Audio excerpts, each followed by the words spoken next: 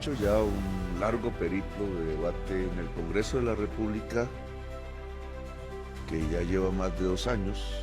Las reformas que se presentaron al Congreso de la República, 3 fundamentales: la pensional, la laboral y la de salud, son la expresión genuina del voto popular por el presidente de la República en el año 2022.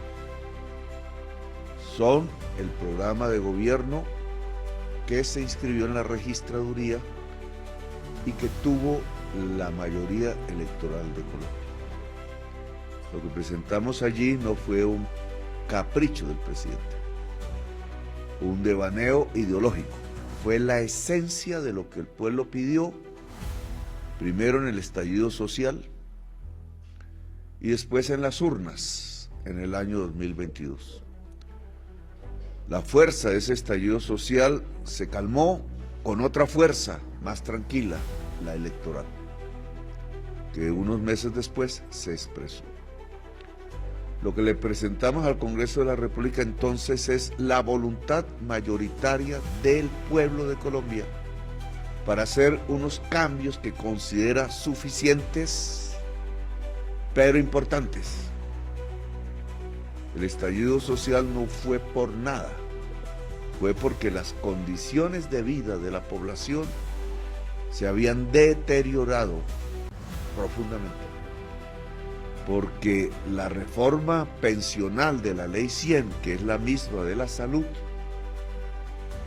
y las condiciones de flexibilización laboral que hace aproximadamente 30 años, en los principios de la década de los 90, se aprobaron, han dejado de ser pertinentes en el mundo actual y en la sociedad colombiana actual. Con mercados simples no se logran garantizar derechos universales. Después de 30 años, solo hay que leer los datos y lo sabemos. La promesa que la Ley 100, la Ley 50, iban a lograr derechos universales y dignidad del trabajo, no se cumplió y llevó a la sociedad colombiana a mayores niveles de pobreza y fundamentalmente de desigualdad social. Por eso estalló la sociedad y por eso el presidente, elegido por esa mayoría de la sociedad, presentó al Congreso las reformas para superar esos problemas y garantizar derechos universales fundamentales estatuidos en la Constitución de Colombia, pero que no se han cumplido. El derecho a un buen trabajo, a un trabajo digno, a estabilidad laboral, a que la trabajadora y el trabajador no sean tratados como esclavos, con jornadas laborales que hoy son las más altas de la OCDE y con salarios que son de los más bajos de América Latina. Una reforma a la salud que lleve médicos a donde no llegan nunca y que repare puestos de salud y hospitales en donde vive la mayor parte de la gente en condiciones deplorables. Y una reforma pensional que le lleva a 3 millones de viejos que hoy andan en las calles sin pensión, al menos un bono pensional. Sobre estas 3 reformas, la oposición se ha alzado y hay un bloqueo institucional contra el voto popular del año 2022. Y nosotros creemos que ese bloqueo institucional hay que superarlo si queremos democracia y paz en este país. Democracia y paz significa derechos para las personas, no esclavitud. Significa salud para las personas, no business. Significa pensión para los viejos y no que se mueran de hambre. Eso es democracia y eso es paz. La reforma laboral, que ya la mayoría de la Comisión Séptima piensa hundir, lo único que planteaba era que si había horas extras, trabajo en festivo, se pagara un poco más. Lo único que planteaba era que si una mujer tenía menstruación, pudiera tener una licencia laboral, como un derecho de la mujer. Lo único que planteaba es que a las mujeres trabajadoras y a los hombres trabajadores no se les contrate por 2 meses, 3 meses, cuando sus funciones son misionales, sino que se les contrate a término indefinido para garantizar estabilidad laboral y no esclavitud, y no acoso laboral y sexual contra las mujeres en las empresas. Lo único que proponía es que los médicos residentes tengan un salario. Lo único que proponía es que los contratos de aprendiz del joven en su primer empleo tenga un salario justo y no explotación. Eso es lo que ha querido hundir la Comisión Séptima con engaños.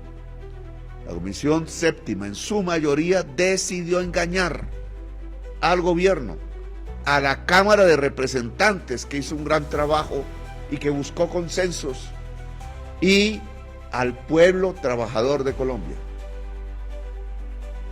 Decidieron defender al rico de Pulón y no a Jesús el carpintero. Ese es el resumen de lo que hizo la Comisión Séptima en sus mayorías. Y el gobierno ha decidido otro camino. Nosotros creemos que es al pueblo al que le toca decidir. Nuestra convocatoria a un gran acuerdo nacional al que invitábamos al gran empresariado y a la oposición ha fracasado. Se burlaron de eso. Creyeron que acuerdo nacional era que el gobierno se arrodillara e incumpliera su programa de gobierno, y eso sí sería absolutamente antidemocrático. El bloqueo institucional es una dictadura contra el voto popular. Y al bloqueo institucional se le responde con democracia real. Y la democracia real la decide el pueblo. La participación de la ciudadanía, ya que sus representantes no fueron capaces de hacer eco de su voz en las elecciones del año 2022. Y eso significa que hay que hacer una convocatoria al pueblo, no solo a movilizarse, sino a decidir. Y la manera como la Constitución de Colombia permite que el pueblo decida directamente se llama consulta popular. El gobierno nacional va a convocar una consulta popular para decidir sobre la reforma laboral y sobre la reforma a la salud en Colombia. Que sea el pueblo el que decida. Las leyes determinan cómo se convoca y qué tiempos tienen para hacer una consulta popular. Vuelve a pasar por el Senado, pero ya en una comisión no de 8, sino de su plenaria. No querían que este proyecto pasara a la plenaria, pues ahora pasa, pero no para definir el contenido del proyecto ya, sino para decidir si se convoca al pueblo o no.